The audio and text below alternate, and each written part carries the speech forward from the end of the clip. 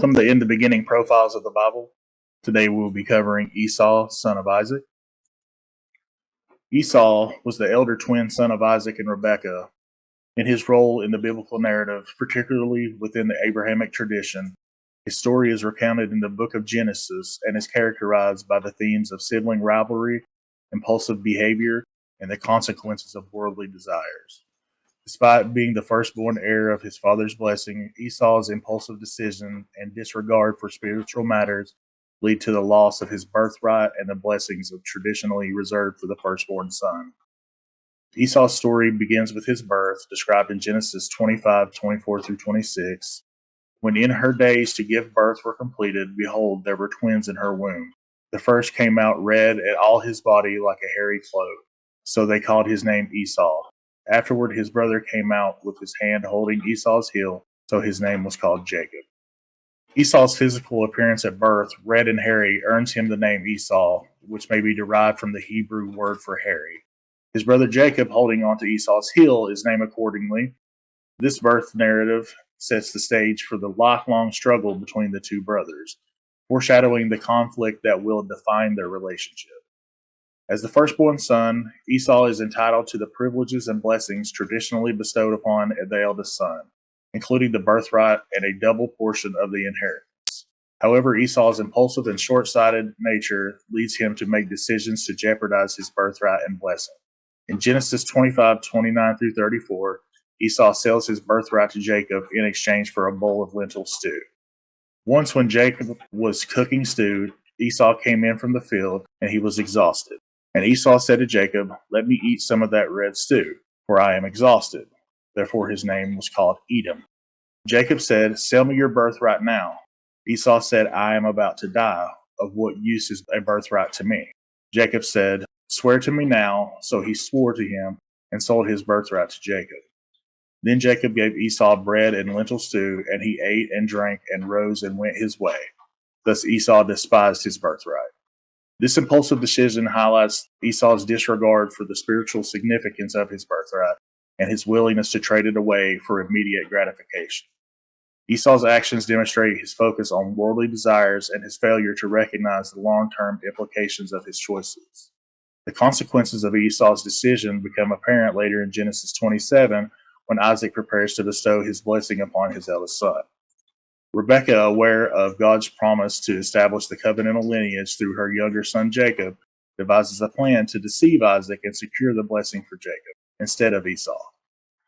With Rebekah's help, Jacob disguises himself as Esau and receives the blessing intended for his brother. So he went into his father and said, "My father," and he said, "Here I am." "Who are you, my son?" Jacob said to his father, "I am Esau, your firstborn. I have done as you told me. Now sit up and eat of my game, that your soul may bless me." But Isaac said to his son, "How is it that you have found it so quickly, my son?" He answered, "Because the Lord your God granted me success." Then Isaac said to Jacob, "Please come near me, that I may feel you, my son, to know whether you are really my son Esau or not." So Jacob went near to Isaac his father, who felt him and said, "The voice is Jacob's voice, but the hands are the hands of Esau." And he did not recognize him, because his hands were hairy like his brother Esau's hands, so he blessed him. Genesis 27:18 through 23. This act of deception further exacerbates the tension between Esau and Jacob and leads to Esau's bitter resentment towards his brother. Esau's reaction to the loss of his blessing reveals his deep sense of betrayal and his determination to seek revenge. As soon as Esau heard the words of his father, he cried out with exceedingly great and bitter cry, and said to his father, "Bless me, even me also, O my father." But he said, "Your brother came deceitfully, and he has taken away your blessing," Esau said. "Is he not rightly named Jacob? For he has cheated me these 2 times. He took away my birthright, and behold, now he has taken away my blessing." He said, "Have you not reserved a blessing for me?" But Isaac answered to Esau and said, "Behold, I have made him lord over you, and all his brothers I have given to him for servants, and with grain and wine I have sustained him. What then can I do for you, my son?" Genesis 27:34 through 37. Esau's bitterness and anger towards Jacob led him to plot his brother's murder, prompting Rebekah to send Jacob away to her brother Laban's household in Haran for his safety. Despite his impulsive and worldly nature, Esau is not without redeeming qualities. In Genesis 33, when Jacob returns to Canaan and prepares to meet his brother Esau, Esau demonstrates forgiveness and reconciliation, embracing Jacob and expressing his desire for peace. But Esau ran to meet him and embraced him and fell on his neck and kissed him, and they wept. Genesis 33:4. This act of reconciliation between the two brothers highlights Esau's capacity for forgiveness and his willingness to let go of past grievances. While Esau may have initially harbored resentment towards Jacob for his deceitful actions, he ultimately chooses to prioritize peace and reconciliation over vengeance.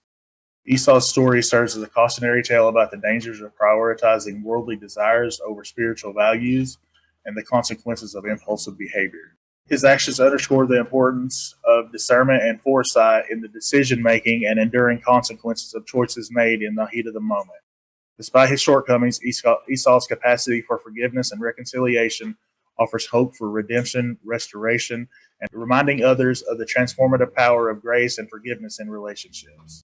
Esau's story is a complex and multifaceted narrative that explores the themes of sibling rivalry, betrayal, and reconciliation. His impulsive decisions and worldly desires lead to the loss of his birthright and blessing, but it highlights the consequences of prioritizing immediate gratification over long-term spiritual values.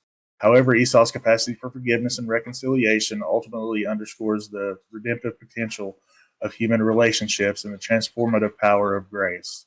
Through his story, we are challenged to examine their own priorities and actions, seeking to align them with God's purposes and values in order to experience true fulfillment and reconciliation in our lives.